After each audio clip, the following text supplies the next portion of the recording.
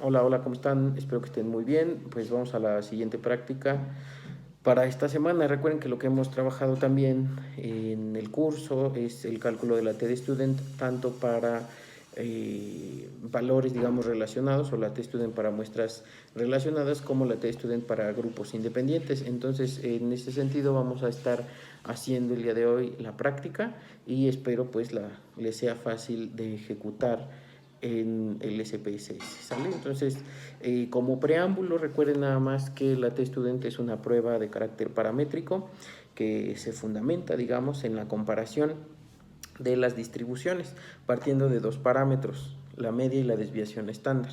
Entonces tenemos dos formas de hacer la T-Student. Como requisito inicial, bueno, es que tengamos más de 30 casos, lo ideal, ¿no? Sería que tuviéramos 30 o más casos, y que además de ello las distribuciones de nuestra variable sean homogéneas, es decir, se parezcan, ¿no? Es decir, que no estén tan dispares la una de la otra, para efectivamente pues hacer un ejercicio de comparación. Ahora, podemos tener diferencias, digamos, entre un grupo y otro. Pues bueno, si estamos hablando de la T-Student para muestras relacionadas, forzosamente tienen que ser los mismos sujetos. Recuerden que son evaluados antes y después. Pero si estamos trabajando con la T-Student para muestras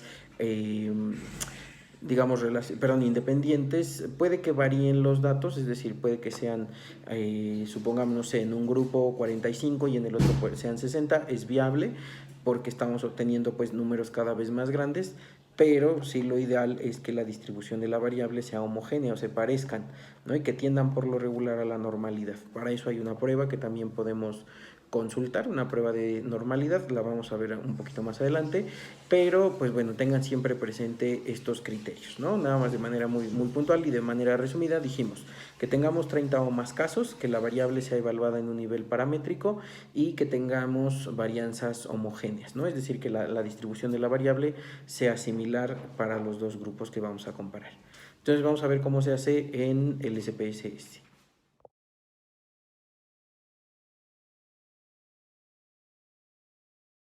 Bien, pues ¿cuál es el procedimiento que vamos a realizar?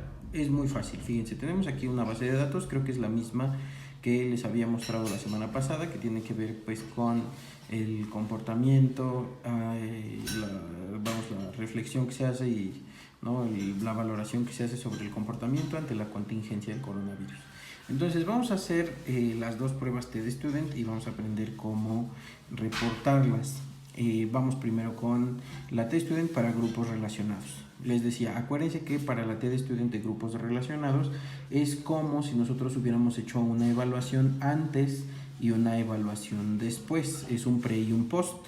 Entonces, esto se utiliza sobre todo pues en la psicología experimental, y además de eso, pues también para mostrar la efectividad de algunos programas de intervención, ya sean por ejemplo de capacitación, si es que a ustedes les interesa la psicología del trabajo, ¿no? Para las áreas de capacitación, para comprobar que la gente está siendo capacitada de manera eficaz, podemos utilizar esta prueba.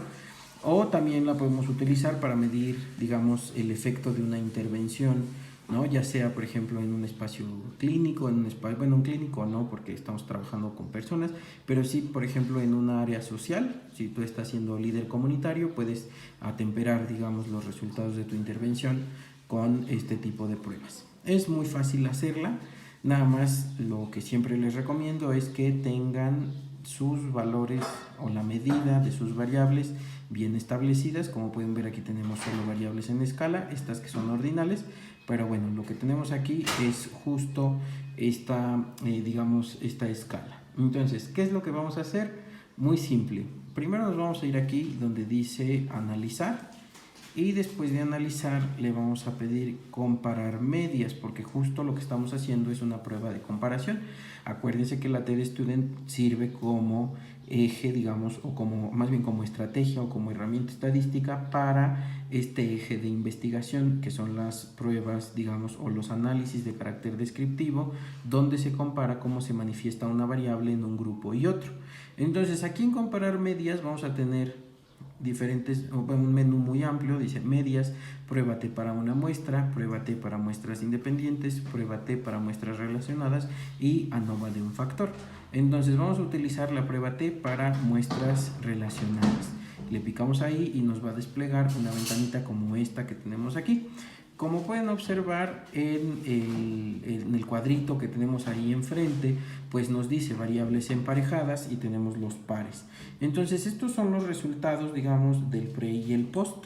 Debemos hacer un registro de los puntajes, digamos, obtenidos en una prueba o de los valores obtenidos en una prueba para poder ejecutar nuestra prueba aquí en el SPSS o nuestro análisis. Entonces yo aquí ya tengo codificado el pre y el post, entonces vamos a pasar pre y en variable 2 vamos a pasar el post. Si yo tuviera dos o más pruebas que se hayan evaluado antes y después, las puedo seguir colocando aquí, pero bueno, al parecer, bueno, de menos en mi base de datos solo tengo una. Entonces vamos a ponerle aquí pre y post, y pues bueno, con eso nosotros vamos a ejecutar el análisis. Si le picamos aquí en opciones, nos pide el intervalo de confianza. Recuerden que nosotros lo vamos a trabajar siempre al 95% y esto lo dejamos así como está, ¿sí? Le vamos a dar a aceptar y nos va a desplegar una hojita como esta de aquí, bueno, unas respuestas como estas de aquí. Aquí dice prueba T. Como pueden ver, tenemos el pre y el post. Tenemos la media 25.79 en el pre, la desviación estándar 3.51, y en el post tenemos 20.15 como media y 5.26 como desviación estándar. ¿Qué nos indica esto? Pues bueno, tendríamos nosotros que hacer un análisis descriptivo. En el caso que nos ocupa o en el caso de esta variable que estamos midiendo, pues lo que observamos es su disminución. Entonces nosotros a partir de estos datos podríamos decir que efectivamente hubo una baja, ¿no?, en el puntaje obtenido del análisis de la variable que se esté ejecutando, porque aquí, como pueden observar, pues tenemos entonces 25.79 y recuerden que el valor de la desviación estándar nos indica la amplitud de la distribución. Como pueden ver, era una distribución que se movía entre los aproximadamente 21.2 y 29, sí, más o menos como 29, entre 22 y 29 podrían ser nuestros valores, ¿no?, dentro del rango de valores de la variable. Se trabajó, dice acá, con 218 casos. Y ahora algo que quiero que prestemos atención es a la comprobación de hipótesis. La hipótesis podríamos nosotros asumirla de la siguiente manera: existen diferencias, si es la alternativa, existen diferencias estadísticamente significativas en los puntajes de la variable antes y después de una intervención. Entonces, efectivamente, como podemos observar en esta parte de aquí, porque esta es la prueba de muestras emparejadas, en esta zona lo que tenemos es una significancia estadística de 0.000. Recuerden el criterio de probabilidad.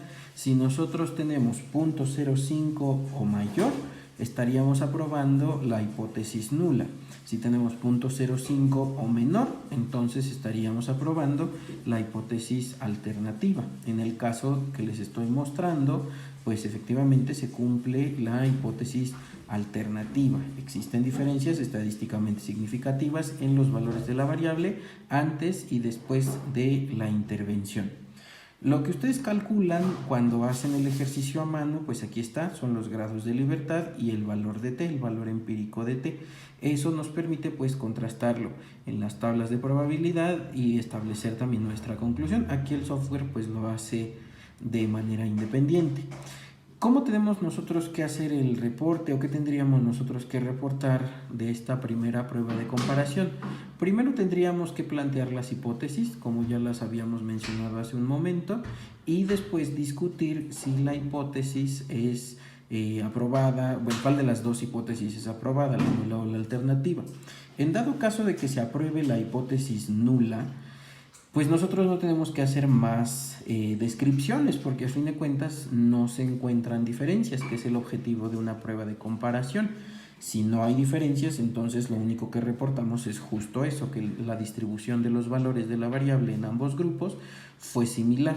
Sin embargo, como en el caso que tenemos aquí enfrente, donde sí se aprueba la hipótesis alternativa, lo que tenemos que hacer es pues una descripción, ¿no?, de los valores que se encuentran aquí en los estadísticos descriptivos. Entonces tendríamos nosotros que enfocar nuestra mirada al aprobar la hipótesis alternativa entre la media y la desviación estándar de ambos grupos. Es decir, como les explicaba hace un momento, si nosotros revisamos, pues la media del pre fue más baja que la del post.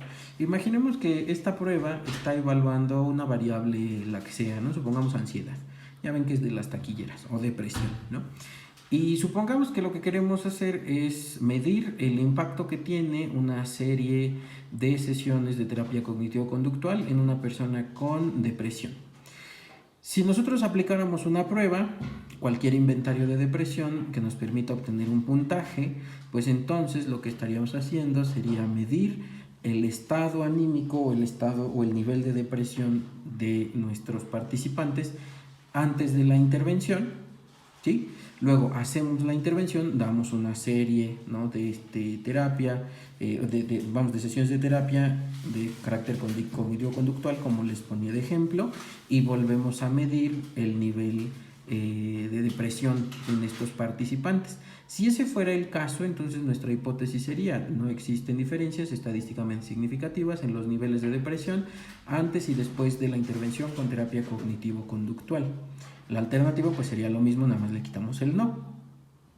¿Qué es lo que podríamos concluir si fueran estos datos parte de esta evaluación? Que sí existen diferencias, aunque decir sí existen es como salte para afuera, ¿no? Podríamos decir existen diferencias estadísticamente significativas entre toda la hipótesis. Y podríamos nosotros asumir que al disminuir el valor de la media en el pre y en el post respecto del pre, entonces lo que tenemos es una efectividad que es estadísticamente significativa, ¿no?, del tratamiento, o podríamos inferir que el tratamiento está siendo útil. ¿Sí? Presten mucha atención al valor de la media, pero no desatiendan tampoco el de la desviación estándar. Acuérdense que entre más grande es la desviación estándar, más amplio es el rango de respuesta de los participantes y por ende menos certero se vuelve, digamos, o menos constante se vuelve la respuesta. Entonces, si bien es cierto que aquí disminuyó el valor de la media, la desviación estándar aumentó.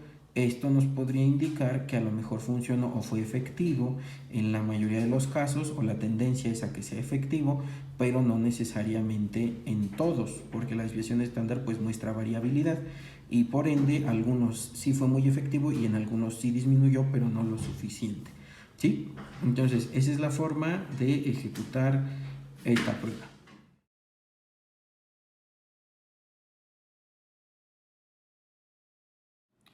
Bien, pues vamos a ejecutar la prueba T para muestras independientes. Recuerden que como criterios específicos para esta prueba es que necesitamos 30 casos o más, sería lo ideal.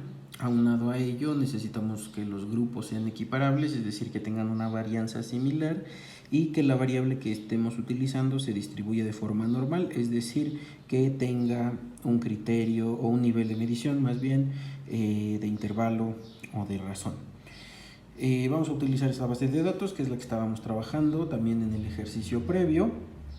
Y pues, ¿cómo le hacemos para generar esta prueba? Nos vamos aquí a analizar y le damos en comparar medias. Recuerden que nuestro parámetro ahorita es la media. Y le vamos a picar aquí donde dice T para muestras independientes. ¿Sí? Vamos a generar, digamos, voy a borrar esto de aquí para que no haya confusión y les voy a explicar esta parte de aquí. La prueba TDStudent para muestras independientes, como su nombre lo dice, pues son dos grupos, forzosamente dos grupos que se van a contrastar. Esto es para investigaciones de carácter descriptivo con un alcance comparativo, es decir, queremos ver cómo se manifiesta una variable en dos grupos distintos. En este caso, por la naturaleza de la base de datos, yo voy a comparar variables por sexo. Entonces voy a utilizar a hombres y mujeres. Como pueden ver, la codificación que yo tengo es que 1 equivale a hombre y 2 equivale a mujer. Eso lo podemos observar desde acá, donde vemos en el sexo tenemos una mujer, un hombre, una mujer, una mujer, una mujer, un hombre, ya vieron, los dos, unos, etc. Entonces, ¿qué es lo que vamos a hacer? Vamos a comparar entre hombres y mujeres. Hay que tener siempre presente entonces esta codificación con el grupo que vamos a comparar. Nos vamos, les decía entonces, aquí a analizar, comparar medias y prueba T para muestras independientes. Yo voy a pasar esas tres variables y mi criterio de agrupación va a ser el sexo de los participantes. Como pueden ver aquí en esta ventana, la variable sexo me aparece con dos signos de interrogación y se habilitó este iconito que dice definir grupos. Entonces le vamos a picar aquí donde dice definir grupos y nos dice aquí usar valores especificados. El grupo 1 pues van a ser los hombres, el grupo 2 las mujeres y por ende voy a poner grupo 1 y grupo 2. Y le damos continuar, pasamos las variables que tenemos que pasar o que queremos comparar. En este caso para mí son esas tres y le doy aquí donde dice aceptar. Entonces, ¿qué es lo que tenemos? Tenemos dos tablas o el SPSS nos muestra dos tablas, la que dice prueba de muestras independientes y la que dice estadísticos de grupo. Como pueden ver en estadísticos de grupo aparece la media, la desviación estándar y el error estándar de la media. Ahora, hay que considerar aquí, ya vieron el tamaño de las muestras, aquí es de 47 y las mujeres son 171. Es una muestra que si bien supera el criterio de los 30, podríamos asumir que tiene varianzas distintas, pues por el número tan, digamos, desemparejado, ¿no? Tan dispar que hay. ¿Cómo vamos a comprobar eso? Pues vamos a utilizar esta prueba de acá. Miren, déjenme les enfoco. Y tenemos aquí la prueba de Leven. La prueba de Leven es una prueba que nos permite comprobar si las varianzas que estamos contrastando son iguales o no. Como pueden ver, aquí están las hipótesis que estamos comprobando solo para la prueba de Leven. Esto no es la prueba TDStudent, pero es una prueba previa que tenemos que realizar para poder seleccionar pues, los estadísticos correctos. Entonces, la prueba de Leven comprueba estas hipótesis. Se han asumido varianzas iguales y por ende, si son iguales, estamos partiendo, digamos, de una hipótesis nula y dice no se han asumido varianzas iguales. Esto es la hipótesis alternativa. ¿Cómo vamos a decidir entre una hipótesis y otra? Vamos a utilizar este nivel de significación estadística. Recuerden la regla. Si es mayor a 0.05, aprobamos la hipótesis nula. Si es menor o igual a 0.05, aprobamos la hipótesis alterna. Entonces, aquí tenemos 0.255, en la siguiente 0.769 y en el siguiente 0.804. En los tres casos vamos a probar la hipótesis nula y por ende vamos a trabajar con los estadísticos que se encuentren en el primer renglón de cada una de las filas. Vámonos ahora sí a la prueba TDStudent. Y entonces, como dijimos que íbamos a trabajar con el primer renglón, porque son los estadísticos de la hipótesis nula, entonces aquí está, prueba T, pero llega hasta aquí. De la tablita para acá es la prueba del event, de esta rayita para acá es la TDStudent. Entonces, vamos a trabajar, les decía yo, con estos estadísticos que tenemos aquí. Vamos a comprobar la hipótesis. Decíamos, existen diferencias entre hombres y mujeres respecto de tres valores, que son los que yo estoy calculando en la base: autorreacción, autojuicio y autoobservación. Entonces, tenemos aquí, ¿no? Que nuestra prueba T, insisto, nos dice se aprueba la hipótesis alternativa, si hay diferencia entre los tres grupos. Entonces vamos a reportar, aquí están los grados de libertad y el valor estadístico de la prueba T. Lo mismo vamos a observar acá, ¿no? En la segunda comparación se sigue aprobando la hipótesis alternativa, pero en el tercero, ¿no? En el tercer valor que estoy contrastando se aprueba la hipótesis nula. Es decir, aquí no hubo diferencias estadísticamente significativas entre hombres y mujeres. Una vez que ya definimos en dónde sí hay diferencias y en dónde no las hay, pues vámonos a la tabla de descriptivos, que es la que tenemos acá arriba. Y entonces la tabla de descriptivos nos muestra efectivamente pues que existen, digamos, diferencias. A ver, déjenme le enfoco bien, o bueno, lo centro un poquito más, ahí estamos. Dijimos, existían diferencias estadísticamente significativas en la primera y en la segunda variable. Entonces aquí lo que tenemos que prestarle atención es a la media y a la desviación estándar. Fíjense, la media en el valor de autorreacción, en el caso de los hombres es 24.4, en el de las mujeres es 26.18. Y tenemos desviaciones estándar similares, entonces aquí lo que nos interesa más es la media, ¿sí? O lo que tendríamos que prestarle mayor atención sería a la media. En el segundo caso, bueno, la segunda variable, que es autojuicio, tenemos una media para los hombres de 21.53 y una desviación de 5.2, y para las mujeres de 19.77 y una desviación estándar igual de 5.2. Estas desviaciones estándar son muy similares, por ende lo que debemos prestarle muchísima atención es entonces al valor de la media. Entonces, si nosotros estuviéramos comparando, diríamos que el nivel de autorreacción en el caso de las mujeres es mayor que en el caso de los hombres. Pero en la cuestión del autojuicio es muchísimo mayor el valor promedio de los hombres que el de las mujeres. ¿Sí? El tercero, pues igual lo podemos analizar, pero no tiene sentido porque dijimos que no había una diferencia estadísticamente significativa. Entonces lo que tenemos que reportar justo son estos valores. Si hubo diferencias estadísticamente significativas entre hombres y mujeres en las variables de autorreacción y autojuicio, encontrándose que en autorreacción es mayor el nivel en las mujeres y en autojuicio es mayor el nivel de los hombres. ¿Sí? Y bueno, ya eso es todo lo que tenemos que hacer para ejecutar la prueba. Como pueden ver, es muy sencillo hacerlo. Hay que practicar, ¿no? Simplemente hay que practicar e ir afinando pues como las estrategias de deducción, sobre todo de interpretación del dato. Recuerden que picarle cualquiera puede, pero interpretar no todos. Entonces ese es el consejo que siempre les dejo. Traten de analizar el dato, de pensarlo, no nada más se reporta el número, porque si reportamos el número pues no nos dice nada. Lo interesante de la prueba TD Student y vamos en lo general, ¿no?, de las pruebas inferenciales es que seamos capaces de comprobar una hipótesis. Entonces, en virtud de ello, espero sus ejercicios les sean leves, les funcionen mucho y pues practiquen e interpreten, ¿sale? Por mi parte es todo, cuídense mucho y nos vemos pronto.